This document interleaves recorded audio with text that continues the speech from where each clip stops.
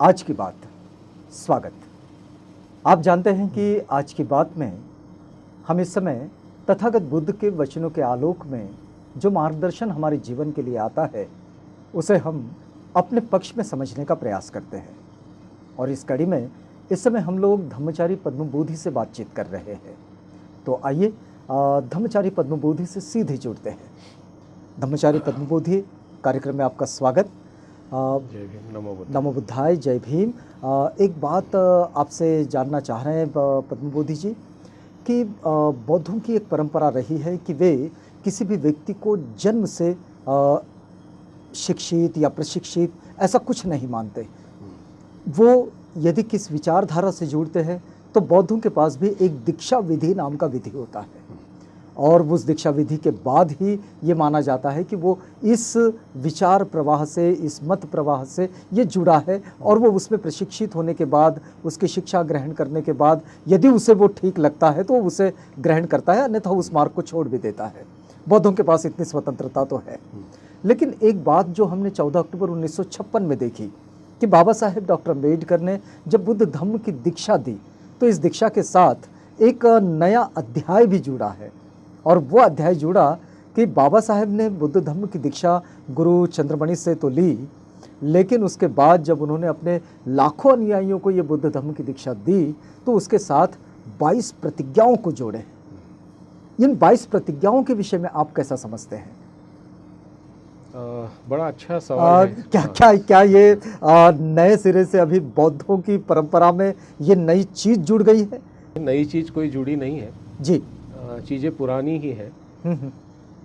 शब्द भी पुराने ही है, अर्थ पुराने ही है, शब्द नए हो सकते हैं जी। तो बाबा साहब ने उन्हीं शब्दों को एक नया अर्थ दिया है, यूँ कहिए, लेकिन तत्वों को बरकरार रखा बाबा साहब ने।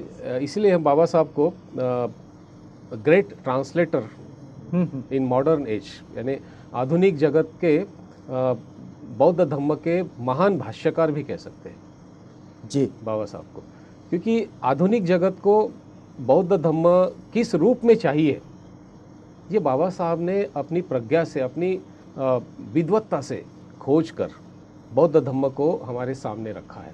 इसलिए हम बाबा साहब का जीवन देखते हैं तो आप पाएंगे कि कई हजारों किताबें उन्होंने केवल पढ़ी नहीं। तो बाबा साहब का जो पढ़ने का जो एक तरीका था, तो बाबा साहब अध्ययन करते थे। अध्ययन करके केवल मुखोद्गत या कंठस्थ नहीं करते थे, तो उसका रिसर्च करते थे, अनुसंधान करते थे उस पर। अनुसंधान के बाद वे उसका विश्लेषण करते थे। विश्लेषण के बाद अपने चिंतन से, अपने उस हायर लेवल की कंसंट्रेशन से वे उसको परखते थे, जिसे हम वितक्क विचार भी कहते हैं, ध्यान में एकाग्रता के इसमें आता है जी। और उसके पश्चात वे अपने निष्कर्ष निकालते थे। तो बाबा साहब ने जो कुछ भी दिया है वह उनका निष्कर्ष है, उनकी सोच है, और उस सोच को उनके अनुभव का, ये मैं महत्वपूर्ण मानता हूँ, अनुभव उनके स्वयं के जी, ये अनुभव से निकली हुई उनकी बात है। तो मतलब 22 प्रतिज्ञाएं ऐसे ही नहीं है 22 प्रतिज्ञाएं दी है। मुझे लगता है कि 22 प्रतिज्ञाओं का महत्व हमें समझना चाहिए, खासकर केवल बौद्धों को ही नहीं, मतलब बाबा साहब ने दीक्षित किए हुए बौद्धों को ही नहीं, तो समूचे बौद्ध जगत को आज 22 प्रतिज्ञाएं समझनी पड़ेगी। अब ये मतलब जो परंपरा से भी बौद्ध है वो उन परिवारों को भी, उनको भी आज बाबा साहब ने दिए हुए बौद्ध धम्म की नितांत आवश्यकता है, ऐसा मुझे लगता है, क्योंकि वह भी बौद्ध धम्म से कहीं धीरे धीरे कहीं भटक तो नहीं रहे हैं, कहीं अलग तो नहीं जा रहे, ऐसा कभी कभी तो क्या 22 प्रतिज्ञाएं किसी कसौटी की तरह खड़ी है? यस, 22 प्रतिज्ञाएं बाबा साहब ने यूँ कहें कि बौद्ध धम्म का एक सार है, निचोड़ है। अच्छा। अभी जैसा मैं कहता हूँ कि दुनिया के सभी बौद्धों ने 22 प्रतिज्ञाओं को अपनाना चाहिए, तो कोई ये सवाल पूछ सकता है कि उसमें मैं रामकृष्ण महेश को नहीं मानूंगा, मैं गौरी गणपति को, तो भारत के बाहर के लोग तो नहीं मानते पहले से, तो फिर ये उनको कैसे लागू होगा? ये भी सवाल आ सकता है ना।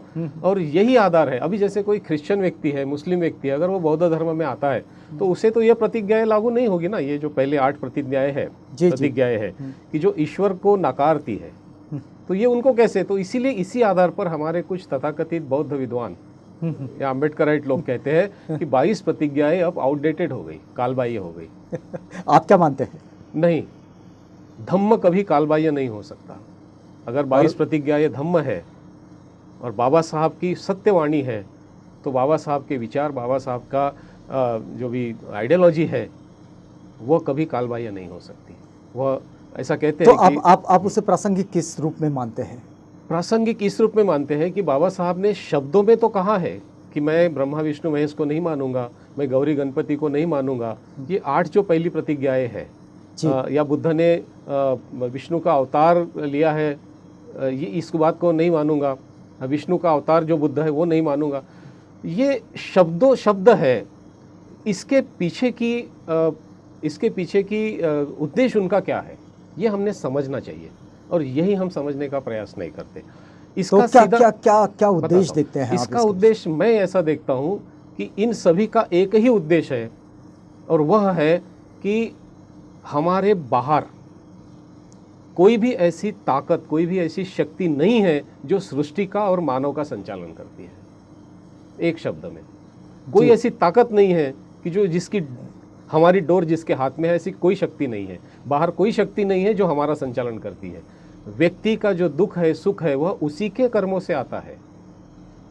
तो बाबा साहब यहाँ ये निर्देशित करते हैं। अभी हो सकता है कि 22 प्रतिज्ञाओं में भारत में गौरी गणपति विष्णु होगा, दूसरे देशों में यीशु ख्रिस्त भगवान के गॉड के रूप में होगा। तो गॉड के रूप में मतलब कोई दूसरी व्यक्ति है, कोई ऐसी शक्ति है, ताकत है, चाहे वो भगवान हो, ईश्वर हो, चाहे वह राक्षस हो, चाहे वह शैतान हो, चाहे वह शनि महाराज हो, यानी अच्छी बुरी जो भी ताकत है वो बाहर नहीं है। ये उसका संकेत है, और उसको हम नहीं मानेंगे, क्योंकि उसको आपने माना तो आपका दिमाग काम करना बंद हो जाता है, आप निर्भर हो जाते हैं, आप कर्म बाजू में रख देते हैं, और कर्म ही तो बुद्ध धर्म का बेस है। मतलब इसे सामान्य रूप से अगर मान लिया जाए तो ये किसी ऐसी शक्ति के हम पर के नियंत्रण को नकारने की बात है, जिसको तथागत जो कहते हैं कि ईश्वरवादी दृष्टिकोण तथागत का नहीं है, और वो ईश्वर के अस्तित्व को नकार देते हैं। तो इसी तरह की ये बात 22 प्रतिज्ञाओं में, पहली 8 प्रतिज्ञाओं में हमें उसका प्रतिबिंब मिलता है। और एक बात देखिए आप, लेकिन उसके बाद वाली जो स्थिति है, हाँ, मैं थोड़ा सा इसको स्पष्ट करना चाहूँगा। बाबा साहब ने पहले 22 प्रतिज्ञा में पहले नंबर पर पंचशील, अष्टशील, आर्य अष्टांगिक मार्ग क्यों नहीं दिया? ये भी एक सोचने वाली बात है। वो जो क्रम है उसका, वो बहुत मायने रखता है। और दूसरी बात ये है कि जैसे ईश्वर को छोड़ दीजिए तो ग्रह तारे को भी लोग मानते हैं।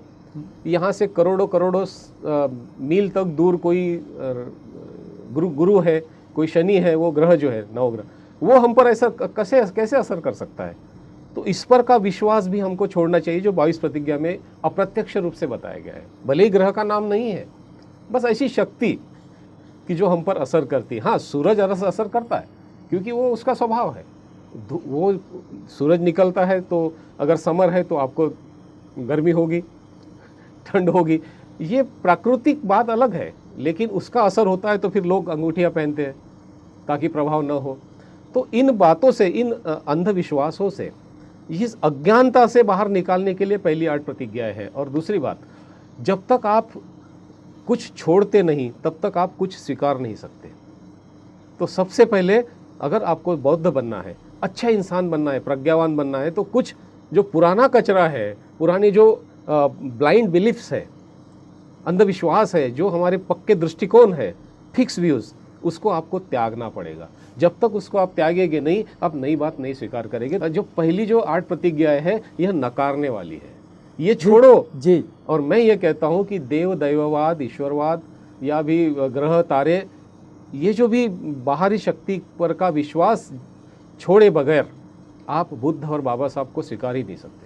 ये जो पुरातन मान्यताएं हैं, जो मान्यताएं अंधविश्वास की ओर लेकर चली जाती है, इस अंधविश्वास को त्यागने की बात है और इसको छोड़ने की बात है। इसको छोड़े बगैर नई चीज़ को स्वीकारा नहीं जा सकता। आज की बात में हम यहाँ रुकेंगे, इस वादे के साथ कि कल आपसे पुनः भेंट होगी, जब हम इसी कड़ी में यहीं से आगे बढ़ेंगे।